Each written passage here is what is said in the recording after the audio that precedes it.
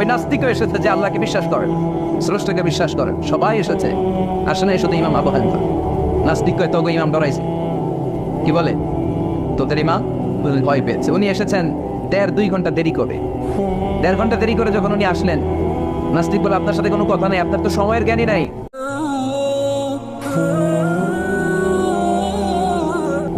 আপনার সাথে কিসের আলাপ?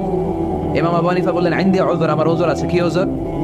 তিনি বললেন আমি যখন ঘর থেকে বেরোই আমার বাড়ির সামনে বিশাল এক নদী পড়ে যায়, আর এই নদী পেরোতে আমার নৌকা ব্যবহার করতে হয়। আজকে এসে দেখি নৌকাও নাই, মাঝিও নাই, কিছু না, কিভাবে পার হবো? হঠাৎ দেখলাম নদীর পাশে বিশাল বড় গাছ, গাছটা হঠাৎ এমনি এমনি 2 টুকরা হয়ে গেল। গাছ থেকে বিশাল কাঠের তক্তা বের হয়ে গেল, তক্তাগুলো অটোমেটিক্যালি জোড়া লেগে নৌকা হয়ে গেল। এই নৌকা মাঝি ছাড়া সা করে আমার সামনে চলে এলো। আমি নৌকায় বিসমিল্লাহ বলে বসে পড়লাম। হঠাৎ নৌকা আমারে টান দিয়ে ওপারে নিয়ে এলো। তারপর আমি আপনার এই ময়দানে ছুটে এসেছি। এই যে গাছ কাটা, তক্তা হওয়া, নৌকা হওয়া, মাঝি ছাড়া চলা, এই প্রসেসিং করতে আমার 2 ঘন্টার সময় লেগেছে। I am extremely sorry for that. আর আসিফ জিদ্দার, আমি দুঃখিত। নাস্তিক নেতা বলে তোকে ইমাম গাঞ্জা খাইছে, ঠিক আছে? তোদের ইমাম মাজনুন জুন্না আলাই, মাথার তার সিরাত নিয়ে যা। ইমাম আবু হানিফা বললেন ময়দানে আমারে গালি দিলেন কেন? পাগল বললেন কেন? তার সিরা বলে ডাকলেন কেন? মাজনুন শব্দ ব্যবহার করলেন কেন? মার্জিত ভাষা ব্যবহার করতে শিখেন। নাস্তিক বলে কেমন কথা আপনি বলেন? শিক্ষিত মানুষ, দার্শনিক মানুষ, জ্ঞানী মানুষ, ইমাম মানুষ, কোন মানুষ ছাড়া, করাত ছাড়া বিশাল বড় বড় গাছ কাটা যায় নাকি? মিস্ত্রি ছাড়া তক্তা বানানো যায় নাকি? মিস্ত্রি ছাড়া তক্তা জোড়া লাগিয়ে এমনি এমনি নৌকা হয় নাকি? মাছি ছাড়া পানিতে নৌকা চলে নাকি? ইমাম আবু হানিফা বললেন নাও ইর অন দ্য রাইট ট্র্যাক। এই তো লাইনে আসছেন, এই লাইনে আনার জন্য তো এত গল্প, লাইনে আনার জন্যই তো এত স্টোরি আমি মেক করলাম। আপনার কথা থেকেই যদি ধরি, করাত ছাড়া গাছ কাটা যায় না, এমনি এমনি তক্তা হয় না, এমনি এমনি নৌকা হয় না, মাঝি ছাড়া নৌকা এমনি এমনি চলে না, তাহলে আকাশ কেমন করে এমনি এমনি হলো? জমিন কেমন করে এমনি এমনি হলো? দ্বীপ প্রহরের জ্বলজ্বলে সূর্যটা কেমন করে কিরণ দিল এমনি এমনি? আল্লাহু আকবার! কেমন করে নবমণ্ডল উপমণ্ডল সৃষ্টি হলো? কেমন করে দিন শেষে রাত্রি আসে, রাত্রি শেষে দিন আসে? ওইটা যদি এমনি এমনি না হয়, মহাবিশ্বের এই সুন্দর বসুন্ধরার সব কিছু কেমন করে এমনি এমনি হয়? নাস্তিক কয় হায় হায়, আসলে তো আমি একটা লুপ্ত পাঠা, আসলেই তো আমি হাদারাম, এইভাবে তো ভেবে দেখি নাই। আসলে তো এগুলো এমনি এমনি হয় না। Someone is controlling everything in the world. একটা মহা শক্তিধর মহা এমডি আছে, এমডি ম্যানেজিং ডাইরেক্টর, মহা ব্যবস্থাপক, সব ব্যবস্থাপকদের বড় ব্যবস্থাপক। চিৎকার করে বলেন তিনি কে? বিশাল এক ব্যবস্থাপক আছে, তিনি সব কন্ট্রোল করছেন। এতদিন পর্যন্ত আমি বুঝতে পারি নাই, আমারে মাফ করিয়ে দেন আর পড়িয়ে দেন লা ইলাহা ইল্লাল্লাহু মুহাম্মাদুর রাসূলুল্লাহ সাল্লাল্লাহু আলাইহি ওয়াসাল্লাম। সাইয়েদনা ইমাম আবু হানিফার হাতে হাত রেখে শাহাদা বাক্য পাঠ করেছে, সুবহানাল্লাহ। এই জ্যোতি যার হৃদয়ে একবার টাচ করে তার জন্য জান্নাতকে খুলে দেয় কে? এজন্য এই সূরা পড়লে নাস্তিকরা নাস্তিক থাকবে না। নাস্তিকদের জন্য এখানে আল্লাহ মেডিসিন দিয়েছেন, কিছু ডোজ দিয়েছেন, আলহামদুলিল্লাহ পড়েন।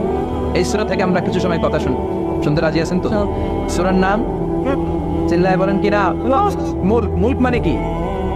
মুলক মানে রাজত্ব, মুলক মানে ক্ষমতা, মুলক মানে পাওয়ার, মুলক মানে কিংডম, মুলক মানে সভরেনিটি। সুবহানাল্লাহ পড়েন।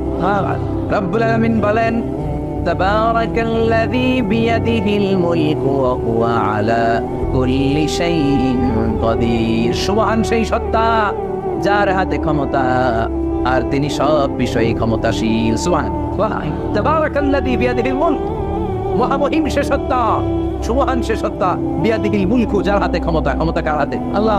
চিৎকার করে বলতে হবে কার হাতে? আল্লাহ। নাকি আমাদের হাতে, না সরকারের হাতে, পুলিশের হাতে, র্যাবের হাতে, মাশরাফির হাতে, হিরো আলমের হাতে? ক্ষমতা কার হাতে? ক্ষমতা শুধুমাত্র একজনের হাতে। চিল্লায় বলেন তিনি কে? আল্লাহ। আল্লাহর হাতে ক্ষমতা, আর তিনি হচ্ছেন সকল ক্ষমতার উৎস, সেন্টার অফ অল পাওয়ার্স। সব ক্ষমতার উৎস কে? নাকি জনগণ? আমরা কিন্তু এটাই শিখি, এদেশে আমাদেরকে রাষ্ট্রীয়ভাবে শেখানো হয়, এটা রাষ্ট্রীয় পুকুরি। সকল ক্ষমতার উৎস জনগণ নয়, সকল ক্ষমতার উৎস কে?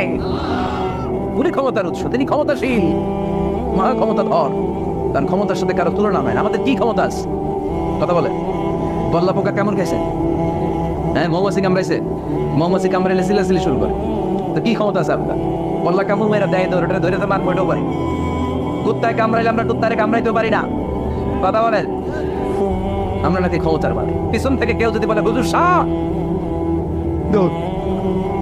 মজা করে বলছি, এতই ভাবে আসলে যদি বাস করে আসতো শব্দ, স্লোগান দেওয়ার বেলায় লিল্লাহে তাকবীর আল্লাহু আকবার, আমার ভাই তোমার ভাই, কাপায় ফেলা মনে নাই ফেলাও, কথা বলেন।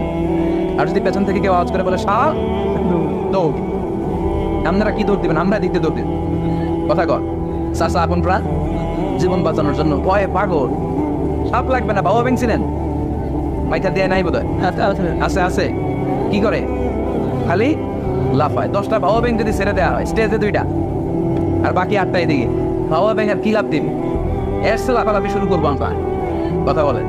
আর আমরা দাবি করি আমরা ক্ষমতার উৎস, কোনো ক্ষমতা নাই।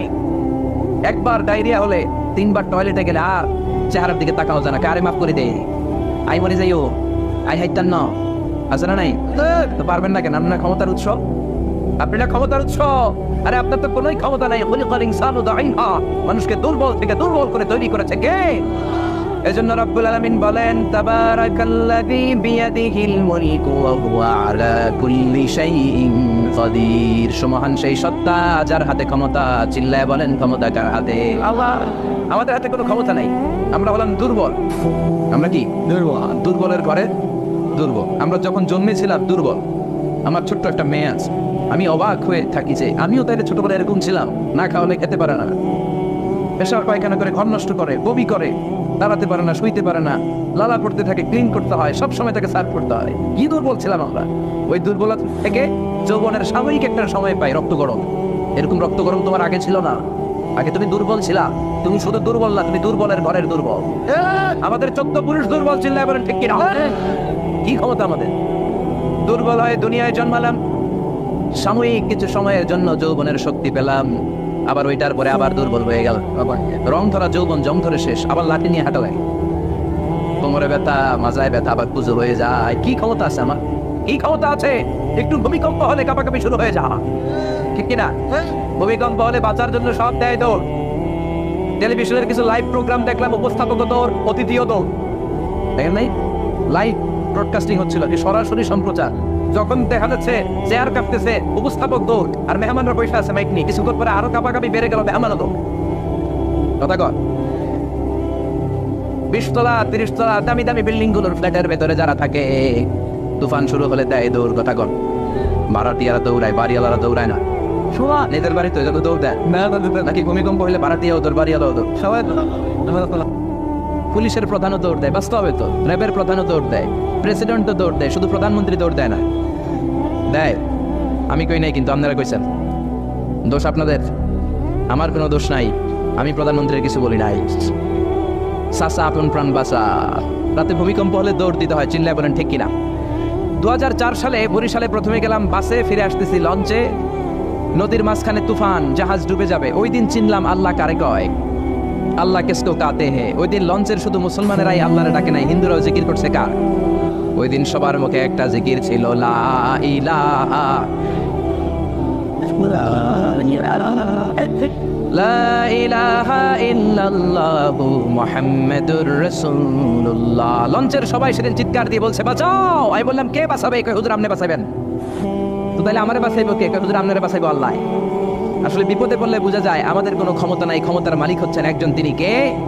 এজন্য রব্বুল আলামিন বলেন কুলিল্লাহুম্মা মালিকাল মুলকি তুতিল মুলকা মান তাশাউ ওয়া তানজিউল মুলকা মিম্মান তাশা ওয়া তুইজ্জু মান তাশাউ ওয়া তুযিল্লু মান তাশাউ বিয়াদিকাল খায়র ইন্নাকা আলা কুল্লি শাইইন কাদির। ও আল্লাহ, আপনি ক্ষমতার মালিক।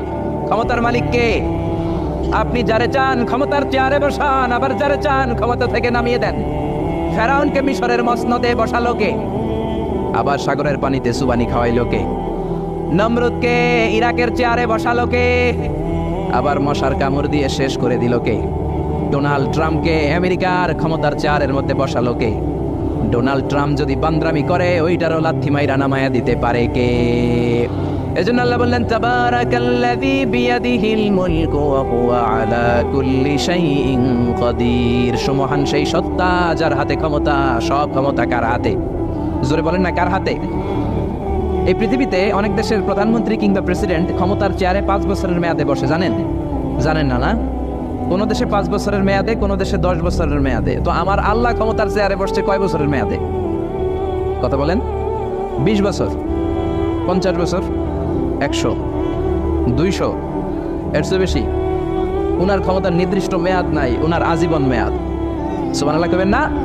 হুয়াল আউয়ালু ওয়াল আখিরু ওয়াল যাহিরু ওয়াল বাতিন ওয়া হুয়া বিকুল্লি শাইইন আলিম। আল্লাহ বললেন, আমি প্রথম, আমি শেষ, আমি প্রকাশ্য, আমি গোপন।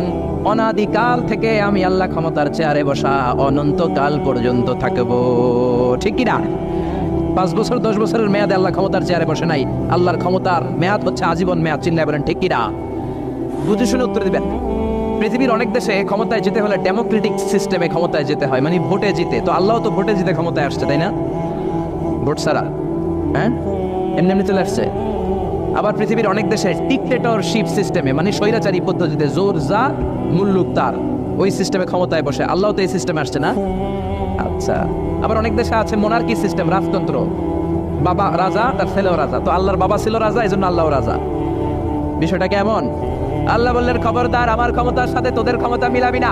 কুল হুয়াল্লাহু আহাদ আল্লাহুস সামাদ লাম ইয়ালিদ ওয়া লাম ইউলাদ ওয়া লাম ইয়াকুন লাহু কুফুয়ান আহাদ। লাম ইয়ালিদ ওয়া লাম ইউলাদ, আমি কাউরে জন্ম দেই নাই, আবার আমি কারো কাছ থেকে জন্ম নেই নাই, উত্তরাধিকার সূত্রে কারো কাছ থেকে ক্ষমতা পাই নাই। বিশ্বের শুরুতে, মহাবিশ্বের শুরু থেকে যে ক্ষমতার চেয়ারে আমি আল্লাহ বসে আছি, আমি আল্লাহ এই ক্ষমতার চেয়ারে শেষ পর্যন্ত থাকবো। চিল্লায় বলেন ঠিক কি না? আমাদের ক্ষমতার সাথে ওনার ক্ষমতার কোনো মিল নাই। আবার পৃথিবীর অনেক দেশে দেখবেন ক্ষমতায় যেতে হলে কোয়ালিশন করা লাগে। বাংলাদেশে এটা বলে জোট করা লাগে। কি করা লাগে? জোটের রাজনীতি বাংলাদেশে আছে না নাই? কথা বলেন, কথা কয় না, মনে হয় কিছু বুঝেই না। জোটের রাজনীতি আছে না নাই? জোট যার বেশি ক্ষমতা তার বেশি, ঠিক কি না? প্রথমে শুরু হলো 4 দলীয় জোট, তারপর 14 দলীয়, তারপর 18 দলীয়, এরপর 20 দলীয়, এরপর মহাজোট, এবার হবে মহাজোট। তো আল্লাহ তো জোট করে ক্ষমতায় আসছে। আল্লাহর জোট করা লাগছে, কোয়ালিশন করা লাগছে। আল্লাহ বললেন, খবরদার, ওয়ালাম ইয়াকুল্লাহু শারীকুম ফিল মুলকি ওয়া কাব্বিরহু তাকবীরা। আমার ক্ষমতায় কোনো অংশীদার দল নাই, আমার ক্ষমতার মধ্যে কোনো শরিক দল নাই, আমার কোনো জোট নাই, আমার কোনো কোয়ালিশন নাই। আমি একাই ক্ষমতার মালিক, আমার ক্ষমতায় ভাগ বসানোর মতো কেউ নাই। যেরকম ঠিক কিনা? আবার দেখবেন পৃথিবীর অনেক দেশে আন্দোলনের মাধ্যমে ক্ষমতার চেয়ার থেকে নামানো যায়। যিনি প্রেসিডেন্ট, একটা আন্দোলন করলে ক্ষমতা থেকে নামানো যায়, এরকম আছে না নাই? গণ অভ্যুত্থান করতে পারলে, আন্দোলন করতে পারলে ক্ষমতা থেকে নেমে যায়। আমি যখন মিশরে পড়াশোনা করি, মিশরের প্রেসিডেন্ট ছিল হোসনি মুবারক। মিশরে একটা আন্দোলন হলো, ওই আন্দোলনের ঠেলায় হোসনি মুবারক ক্ষমতা ছেড়ে দিতে বাধ্য হলো। তো আমরাও যদি পৃথিবীর সবাই মিলে আল্লাহর বিরুদ্ধে আন্দোলন করি, আল্লাহ ক্ষমতা ছেড়ে দিতে বাধ্য। বুঝে শুনে উত্তর দিয়েন। পৃথিবীর সবাই মিলে চাইলেও আল্লাহ ক্ষমতা থেকে নামবে না। আচ্ছা, যত জিন আছে মহাবিশ্বে, সব জিনেরা যদি বলে আমরাও একাত্মতা ঘোষণা করলাম, আমরাও আল্লাহরে মানি না, মানুষ জিন ভাই ভাই, আল্লাহর আর রক্ষা নাই, তাইলে তো আল্লাহ ক্ষমতা ছেড়ে দিবে, তাই না? ছেড়ে দিবে। আবার ফেরেশতারাও যদি বলে আমরাও মানি না, মানুষ জিন ফেরেশতা 3 দলীয় জোট। কয় দলীয়? কথা বলেন। মানুষ জিন ফেরেশতা 3 দলীয় জোট করে যদি আল্লাহর ব্যাপারে বিদ্রোহ করি, তাহলে আল্লাহর ক্ষমতা শেষ নাকি? আল্লাহর ক্ষমতা শেষ? আল্লাহ বললেন, ওয়া আন্নাকুম গায়রু মুজিজিল্লাহ।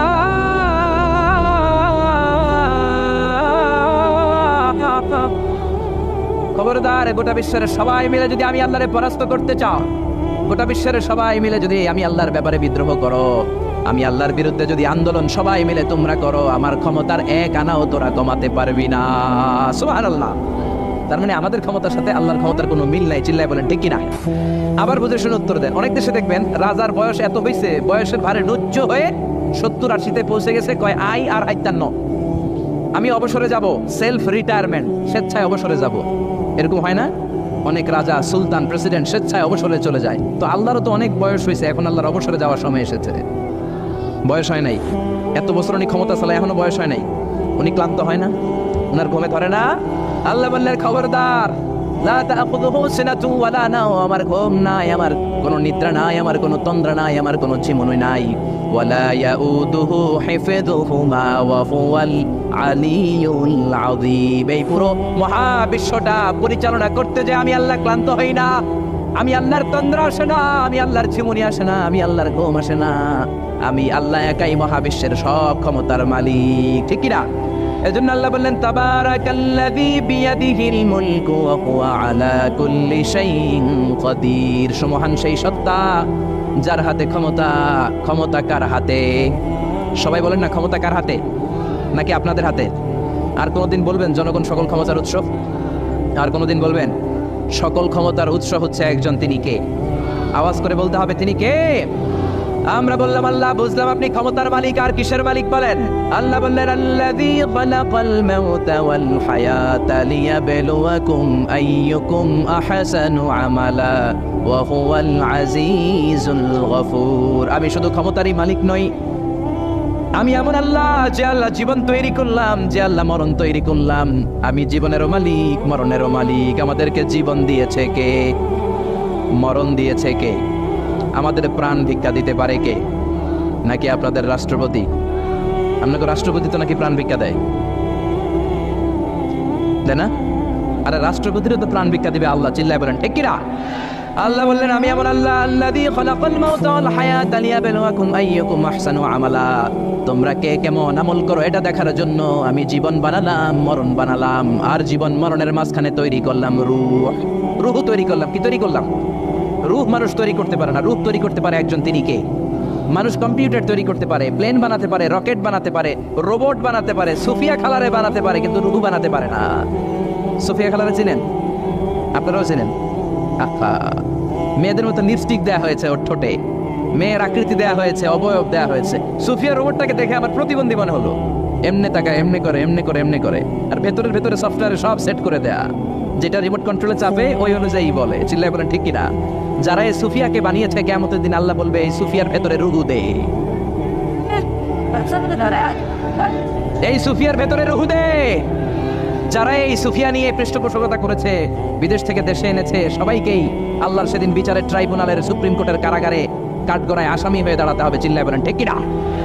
এজন্য আল্লাহ ডেকে বললেন গোলাম, আমি জীবন বানালাম, মরণ বানালাম, জীবন মরণের মাঝখানে বানালাম রুহু। এই রুহু থাকলে তুমি জিন্দা, রুহুটা না থাকলে তুমি হয়ে যাও মুর্দা। এই যে মিজানুর রহমান আজারি কথা বলতেছে, হাসে, হাত নাড়ে, কথা বলে, কারণ রুহু আছে।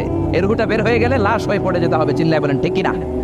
মক্কার কাফিরেরা বলল আব্দুল্লাহর বেটা মুহাম্মদ, রুহু কাকে বলে আমাদের বলো। রুহু দেখতে কেমন? কেমন করে দেহের মধ্যে রুহু ঢুকে, কেমন করে রুহুটা দেহ থেকে উড়াল দেয়। এই রুহুর ব্যাপারে তথ্য দিতে পারলে কালিমা পড়ে সবাই মুসলমান হয়ে যাব। আপনারা রুহু দেখছেন কেউ? আপনার দাদা যে মারা গেল, বাবা যে মারা গেল, রুহুটা যে উড়াল দিল দেখছেন? কালার কেমন? সাইজ কতটুকু? ওজন কতটুকু? দেখতে কেমন? আমরা কেউ রুহু দেখেছি? চিল্লায় বলেন দেখেছি। বিশ্বনবীরে বলা হলো আব্দুল্লাহর বেটা মুহাম্মদ, রুহু কারে বলে? যদি বলতে পারো কালিমা পড়বো। বিশ্বনবী বলতে পারে না, কারণ বিশ্বনবী মন গড়া কোনো কথা বলেন না। আকাশ থেকে গ্রিন সিগন্যাল আসলে তবেই বলেন, ঠিক না? বিশ্বনবী আল্লাহ তাআলার পক্ষ থেকে গ্রিন সিগন্যাল পাওয়ার জন্য উপরে তাকিয়ে রইলেন, আয়াত নাজিল হয়ে গেল। ইয়াসআলুনাকা আনির রূহি কুলির রূহু মিন আমরি রাব্বি ওয়া মা উতীতুম মিনাল ইলমি ইল্লা কালিলা। ও নবী, লোকেরা আপনারা জিজ্ঞেস করে রূহ কাকে বলে? মা হুয়া রূহ, হোয়াট ইজ দ্য স্পিরিট? আপনি বলে দেন রূহ হলো আল্লাহর পক্ষ থেকে স্পেশাল অর্ডার।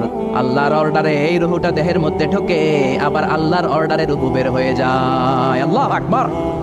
এই রূহটা মানুষের দেহে ঢুকে কার অর্ডারে, আবার বের হয়ে যাবে কার অর্ডারে?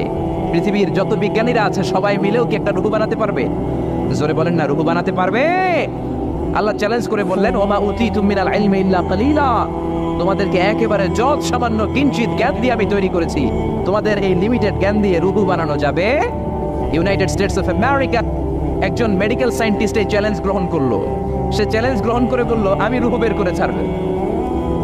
কি বের করবো? রুহু। আমেরিকার ওই মেডিকেল সায়েন্টিস্ট সে চ্যালেঞ্জ করে বললো আমি রুহু বানাবো। কি বানাবো? উত্তর দিতে হবে কিন্তু, কি বানাবো? রুহু বানাবো। কেমন করে রুহু বের হয় এটা আবিষ্কার করে আমি নোবেল প্রাইজ জিতবো, নোবেল লরেট হব। 7 বছর সে গবেষণা করলো মুমূর্ষু রোগীদের নিয়ে। মুমূর্ষু রোগী নিয়ে বসে থাকে, কখন রুহুটা বের হবে, রুহু ধরার জন্য বসে থাকে। কিন্তু 7 বছরে হাজার হাজার মুমূর্ষু রোগীর দেহ থেকে রুহু উড়াল দিয়েছে, কিন্তু রুহু ধরতে পারে নাই। সুবহানাল্লাহ কবেন না? আচ্ছা, এইবার তার মাথায় একটা চিন্তা আসলো, না এই পন্থায় হাঁটলে তো হবে না, আমি একটা কাজ করি। বুলেট প্রুফের গ্লাস দিয়ে একটা ছোট্ট গ্লাসের রুম বানাই, ওই গ্লাসের ভেতরে মুমূর্ষু রোগী ঢুকাই দিব। বুলেট প্রুফ চিনেন তো? মানে গুলি মারলেও গুলি ঢুকবে না। আমাদের মাননীয় প্রধানমন্ত্রী, রাষ্ট্রপতি মহোদয়, ওনারা যে গাড়িগুলো চালায় এগুলো কিন্তু বুলেট প্রুফ, জানেন? গুলি মারলে গুলি ঢুকে না। তো উনি বুলেট প্রুফ গ্লাস দিয়ে, টেম্পার্ড গ্লাস দিয়ে ছোট্ট একটা রুম বানালেন, কাচের গ্লাস। উনি মনে মনে ভাবলেন মুমূর্ষু রোগী যদি এই কাচের গ্লাসের ভেতরে ঢুকাই, যেহেতু বুলেট প্রুফ কিছু ঢুকেও না, বাইরে হয় না, রুহু বাইরে কেমনে দেখি? তো কাচের গ্লাস বানিয়ে তার টিমের সবাইকে বললো আইসিইউ থেকে একটা মুমূর্ষু রোগীকে ধরে আনো, আজকে আমি রুহু ধরে ছাড়ুম। তো মুমূর্ষু রোগীকে আনা হয়েছে ইন্টেন্সিভ কেয়ার ইউনিট থেকে, তাকে কৃত্রিম অক্সিজেন দিয়ে লাইফ সাপোর্টে রাখা হয়েছে। মেডিকেল টিমের প্রধান বলে এই লোকটারে এই বুলেট প্রুফ গ্লাসের যে ছোট্ট রুম এটার ভিতরে ঢুকানোর আগে চেক হিজ বিপি, তার বিপি মাপ, ব্লাড প্রেশার মাপ। তো মেপে দেখে ঠিক আছে। ওজন মাপ, বলে ওজন মাপা হলো, ওজন হচ্ছে 80 কেজি, 80 কিলোগ্রাম। কত কেজি? 80। সবাই বলেন কত কেজি? 80 কেজি। এবার মেডিকেল টিমের প্রধান বলে মুমূর্ষু রোগীটার ভিতরে ঢুকিয়ে দে। ঢুকানো হলো। এবার সে বললো লাইফ সাপোর্ট খুলে ফেল। সবাই বলে স্যার লাইফ সাপোর্ট খুলে ফেললে তো মরে যাবে। মেডিকেল টিমের প্রধানকে মারার জন্যই তো আনছি, এটার না মারলে আমি রুহু পাবো কেমনে? এটা রুহুটা তো বের করতে হবে দেহ থেকে। তো যেই কথা সেই কাজ, ঢুকানো হলো, লাইফ সাপোর্ট খুলে ফেলা হলো। লোকটা গ্লাস ফিটিং করা রুমের ভেতরে ছটফট ছটফট করতে করতে দুনিয়া থেকে বিদায় নাই। এবার মেডিকেল টিমের প্রধান রুহু খুঁজতেছে। দুনিয়া থেকে বিদায়, তার মানে তো রুহু বের হয়ে গেছে, কিন্তু রুহু আর খুঁজে পায় না। গ্লাসের এই দিকে তাকায়, ওই দিকে তাকায়, নিচে উপরে ডানে বায়ে সামনে পেছনে, কোথাও রুহু নাই। রুহু খুঁজে পাওয়া যায় না। সে ভাবলো আমি গ্লাসের দরজাটা খুলে হাত দিয়ে এরকম বাইক মার যেমনি হাতায়, এরকম হাতাইলে হয়তো রুহু পাবো। তো কাচের গ্লাস খুলে হাত দিয়ে এরকম হাতানো শুরু করলো। হাতাতে হাতাতে পুরো গ্লাস ফিটিং করা রুমের ভিতরে সব খুঁজে ফেললো, কিন্তু রুহু খুঁজে পাওয়া যায় নাই। লোকটাকে বের করা হলো। উনি বললেন চেক হিজ বিপি, বিপি মাপতো। সবাই বলে স্যার এটা তো ময়রা ভূত হয়ে গেছে, এখন তো বিপি নাই। বিপি বুঝেন তো, ব্লাড প্রেশার। এই যে ধাক্কাটা, অলিন্দ নিলয়, সিস্টোলিক ডায়াস্টোলিক, জন্মের পর থেকেই আমাদের এই যে দম নেয়া আর দম ছেড়ে দেওয়ার খেলাটা আছে না নাই? কথা বলেন। এই যে ফুসফুস দম নেয়, দম ছেড়ে দেয়। শীতের রাতে আপনি কম্বল গায়ে দিয়ে ঘুমায় যান, আপনার দমও কি ঘুমায় যায়? আপনার দম ঘুমাইলে তো আপনি ঠুস। আরে মানুষ রঙিন ফানুস, দম ফুরাইলে তবু তো ভাই কারোরই নাই একটুখানি। আরে মানুষ রঙিন ফানুস, রঙিন ফানুস, আরে মানুষ। পড়েন আল্লাহু আকবার। এবার মেডিকেল টিমের প্রধান বলে চেক হিজ বিপি, বিপি মাপ। সবাই বলে বিপি নাই, কিন্তু ওজন আছে না নাই? মরার পরেও তো একটা লাশের ওজন থাকে কি থাকে না? এবার মেডিকেল টিমের প্রধান বলে চেক হিজ ওয়েট, ওজন মাপ। এবার ওজন স্কেলে শোনানোর পরে দেখা গেল লোকটা মরার আগে ছিল 80, এখন হয়ে গেছে 78 কেজি। কয় কেজি? মরার আগে লোকটা ছিল কয় কেজি? মরার পরে ওজন দেওয়ার পরে ওজন হয়ে গেছে কয় কেজি? কমছে কয় কেজি? মেডিকেল টিমের প্রধান কয় আমি পাইছি। সবাই কয় কি পাইছেন? মেডিকেল টিমের প্রধান কয় ওইডা। সবাই কয় কোনডা? কয় রুহু। কেমনে পাইলেন? কয় মরার আগে ছিল 80 কেজি, মরার পরে 78 কেজি, কমছে 2 কেজি। তার মানে যেটা উড়াল দিছে ওইটাই 2 কেজি পাইছে ঘোড়ার ডিম। কিন্তু বিজ্ঞানীদের নিয়ম হচ্ছে আপনি একটা রেজাল্ট দিয়েই ফাইনাল জাজমেন্ট দিতে পারবেন না, আপনার আরো কিছু নমুনা সংগ্রহ করতে হবে। সে বললো আরেকটা রোগীকে আইসিইউ থেকে নিয়ে আয়, ওজন মাপ, বিপি মাপ। বিপি ওকে, ওজন কত? 70 কেজি। দ্বিতীয় যে লোকটাকে আনা হলো তার ওজন 70 কেজি। চিল্লায় বলেন কয় কেজি? 70। এবার গ্লাসের ভিতরে ঢুকানোর পরে অক্সিজেনের মাস্কটা খুলে ফেলা হলো। এই লোকটা অক্সিজেনের অভাবে ছটফট ছটফট করতে মরে গেল। মরার পরে আবার রুহু খুঁজে, কিন্তু গ্লাসের ভিতরে রুহু নাই। এই লোকটাকেও বের করে মেডিকেল টিমের প্রধান বলে চেক হিজ বিপি, বিপি মাপ। সবাই বলে বিপি নাই, কিন্তু ওজন আছে না নাই? এই লোকটার ওজন মরার আগে কত কেজি? 70। এবার ওজন দিয়ে দেখে এই মৃত লোকটার ওজন হয়ে গেছে 71 কেজি। কয় কেজি? আগেরটা তো কম ছিল, মিলানো গেছে। এবার যাবি কই? হ্যাঁ, আগেরটা 2 কেজি কমেছে। মনে মনে চিন্তা ছিল, রুহু যেটা ছিল উড়াল দিয়েছে, রুহু নাই, 2 কেজি কমেছে। এবার ছিল 70 কেজি, মরার পরে আরো বেড়ে গেছে 1 কেজি। এবার যাবে কই? আল্লাহ বলে কিয়ামত পর্যন্ত বিপি মাপতে পারবা, কিয়ামত পর্যন্ত বুলেট প্রুফের গ্লাসের ভিতরে লাশ ঢুকাতে পারবা, বের করতে পারবা, কিন্তু রুহু খুঁজে বের করতে পারবা না। ঠিক কি না? ইয়াসআলুনাকা আনির রূহি কুলির রূহু মিন আমরি রাব্বি ওয়া মা উতীতুম মিনাল ইলমি ইল্লা কালিলা। নবী লোকেরা আপনার রুহের ব্যাপারে জিজ্ঞেস করে, আপনি সোজা সাপটা লোকদেরকে বলে দেন রুহু হলো আমার আল্লাহর আদেশ মাত্র। আল্লাহর আদেশে দেহে ঢুকে, আল্লাহর আদেশে বের হয়। পৃথিবীর কোনো মানুষ রুহু খুঁজে বের করতে পারবে না। সে বের করতে পারে নাই, কারণ মানুষ মরে গেলে এক একজনের দেহের অবস্থা এক এক রকম। কারো হাতটা টাইট হয়ে যায়, খিচুনি দিয়ে দেহের সবকিছু জমাট বেঁধে যায়, ওজন কিছু বেড়ে যায়। আবার কারো দেহটা ফেসফেসে হয়ে যায়, দেহের পেটের ভেতরে যত গ্যাস ছিল এগুলো বের হয়ে দেহটা পাতলা হয়ে যায়। পাতলা হোক আর ভারী হোক, ওইটা মেজারমেন্ট করে রুহু খুঁজে বের করা যায় না। চিল্লায় বলেন ঠিক কিনা? আমরা বললাম আল্লাহ বুঝলাম আপনি ক্ষমতার মালিক, আপনি রুহুর মালিক, আর কিসের মালিক বলেন? আল্লাহ বললেন আল্লাযী খালাকা সাবআ সামাওয়াতিন তিবাকা মা তারা ফি খালকির রহমানি মিন তাফাউত। ও গোলাম আকাশের দিকে তাকা, মাথার উপরে তাকা। 7টা স্তরে আকাশটারে 7টা স্তরে বিন্যস্ত করে সাজিয়ে দিয়েছে কে? আবার আল্লাহ বললেন ওয়ালাকাদ যায়্যানাস সামাআদ দুনিয়া বিমাসাবিহা ওয়া জাআলনাহা রুজুমান লিশ-শায়াতিন। আমি এই পৃথিবীর কাছের আকাশটাকে, প্রথম আকাশটাকে চমৎকার চমৎকার তারা দিয়ে সুশোভিত করে দিয়েছি। সুবহানাল্লাহ। এই যে খালি চোখে উপরের দিকে যে আপনারা তাকান, তাকালে যেটা দেখা যায় এটা কি আকাশ? কথা বলেন। না, এটা আকাশ না, এটা মহাশূন্য। এটা কি? জোরে বলেন, এটা কি? স্পেস, অদর।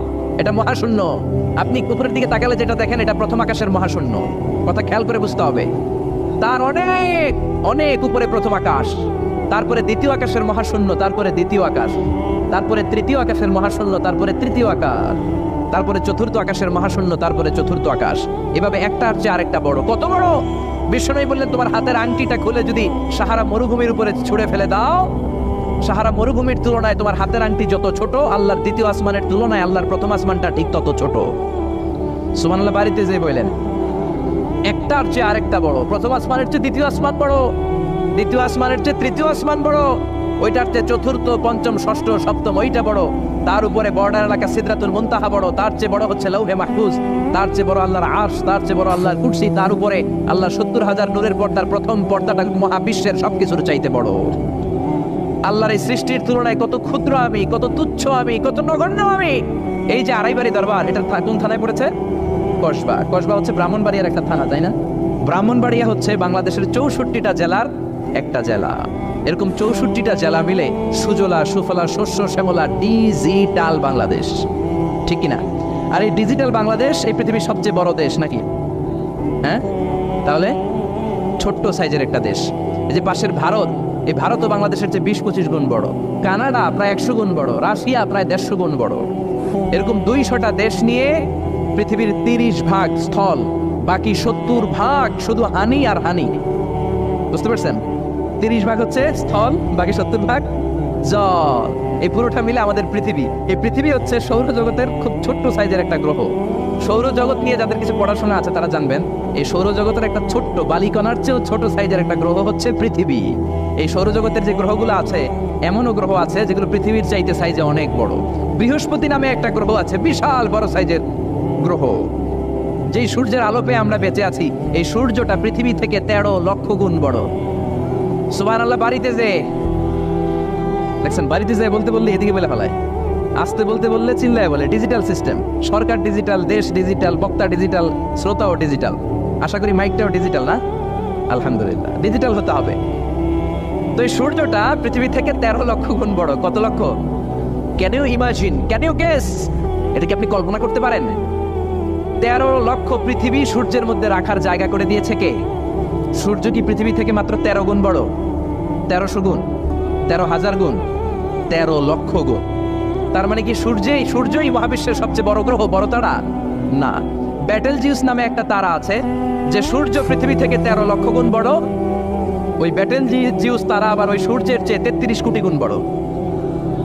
তার মানে ব্যাটেলজিউস তারাই মহাবিশ্বের সবচেয়ে বড় তারা? না। ব্যাটেলজিউসের চেয়েও যে কত বড় তারা আছে তার কোনো ইয়ত্তা নাই।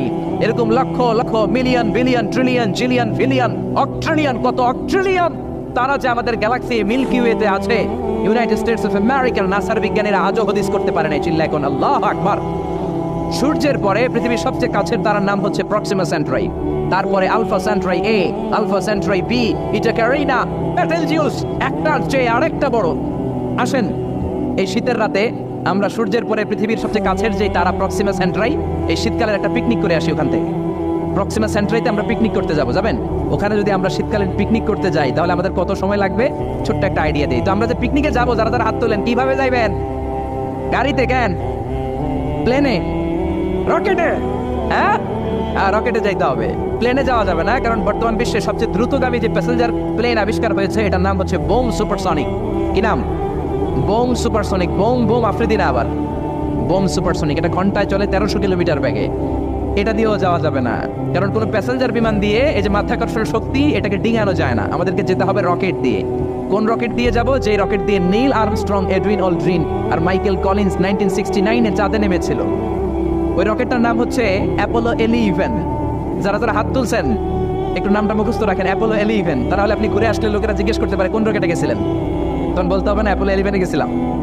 তো ঠিক আছে, যারা যারা হাত তুললেন তারা আর আমি এখন পৃথিবী থেকে সবচেয়ে কাছের যে তারাটা প্রক্সিমা সেন্ট্রাই তার নাম, ওইখানে পিকনিকে যাব। তো এই যে রকেটটা দিয়ে যাব অ্যাপোলো 11, এটা কত দ্রুত চলে এটা আগে শোনেন।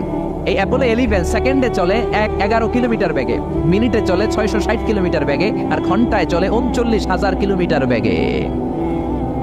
সুবহানাল্লাহ, মজা করে কইতে পারলেন না? 39,000 কিলোমিটার বেগে ঘন্টায় চলে। আচ্ছা, বাংলাদেশ থেকে আমেরিকা কত কিলো হবে? 8-10,000 কিলো। তার মানে এই রকেটটা দিয়ে বাংলাদেশ থেকে আমেরিকায় 1 ঘন্টায় 4 বার আসা যাওয়া করা যাবে। সুবহানাল্লাহ পড়েন। তো যারা যারা হাত তুলেছেন, আসেন আমরা এই রকেট দিয়ে পৃথিবীর সবচেয়ে কাছের তারা প্রক্সিমা সেন্ট্রাইতে শীতকালের পিকনিকে যাব। কিন্তু যাবেন যে কত সময় লাগবে এটাও তো জানার দরকার আছে না নাই?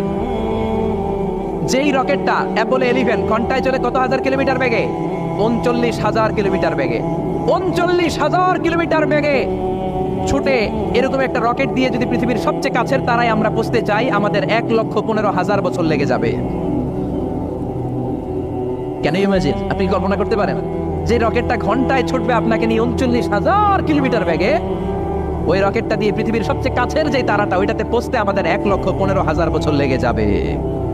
তার মানে আল্লাহ যদি বলে যা আজারি কি আর করবি, তোর যখন এত শখ হয়েছে, যারা যারা হাত তুলছে তোরে আর ওদেরকে আমি 1,15,000 বছর হায়াত দিয়ে দিলাম। তা আমরা যদি যাইতে শুরু করি, বাকি যারা হাত তোলা নাই এরা মরে ভূত হয়ে যাবে।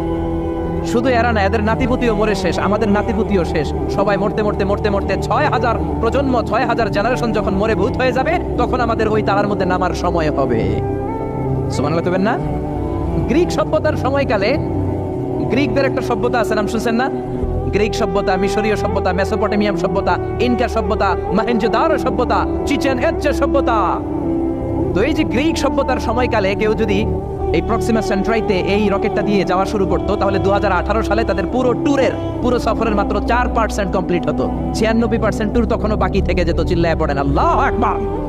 ওই আল্লাহ ডেকে বললেন, গোলাম ওয়ালাকাদ যায়্যানাস সামাআদ দুনিয়া বিমাসাবিহা ওয়া জাআলনাহা রুজুমান লিশ-শায়াতিন। এরকম বিশাল বিশাল তারকারাজি দিয়ে, তারা দিয়ে প্রথম আকাশটাকে আমি আল্লাহ সুশোভিত করে দিয়েছি। পড়েন সুবহানাল্লাহ। তো এরকম তারা কি মহাশূন্যে শুধু একটা আছে? কত হাজার আছে কেউ জানে না। চিল্লায় বলেন ঠিক কিনা?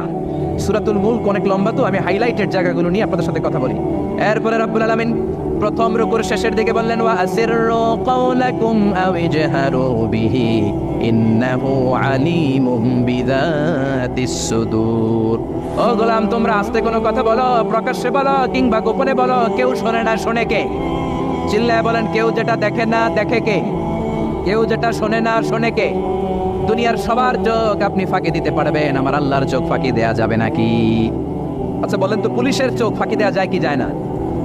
র্যাবের চোখ, বিমানবন্দরে কাস্টমস অফিসারের চোখ, দুর্নীতি দমন কমিশনের অফিসারের চোখ, পরীক্ষার হলে ম্যাজিস্ট্রেটের চোখ, কিন্তু আমার আল্লাহর চোখ ফাঁকি দেয়া যায়?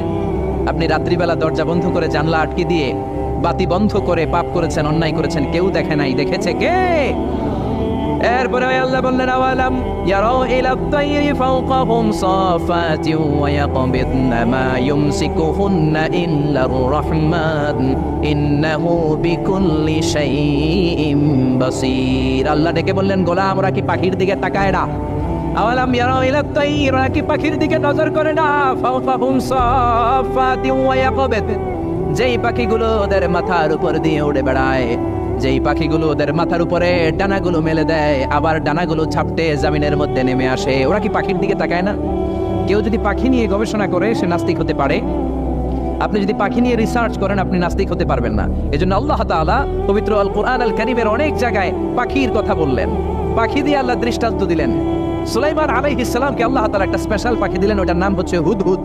1000 মিটার উপর থেকেও তার এই পাখির চোখে মেগাপিক্সেল এত বেশি ছিল, জমিনের দিকে নজর করেই জমিনের কত ফুট নিচে মিষ্টি পানি আছে এই পানির সন্ধান সে সুলাইমান নবী